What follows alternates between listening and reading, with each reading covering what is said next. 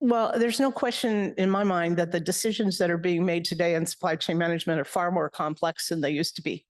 I mean, when I started out in my career, it was, like I said, it was simply every day getting the shipments off the dock. That was it. Today's environment is like managing that information. So let's say I have a supplier in China and their factory burns down, or there's a flood in Thailand and the factory has to close for 3 weeks for repairs. I need to know that information because it's related to incoming raw materials or parts or components that then go into my production line. And how is that going to affect my production schedule?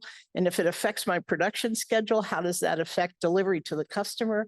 I mean, it's so complicated. And there are so many component and moving parts. So the only way you can manage that is through technology.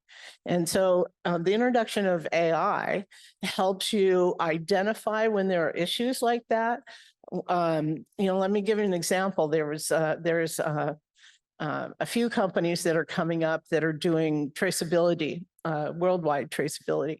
And they use AI to scrape the internet every night or every day to determine when there are events happening. So if there's a flood or a fire or a pandemic happening, you get identified. And if you have put your entire supply chain into the software system, so they know all your vendors, all your suppliers, all these points, and something happens in that tier 2 or tier 3 supplier where there may be one little part, but it's critical to your product, they can notify you instantly, and that gives you the opportunity then to make alternate decisions.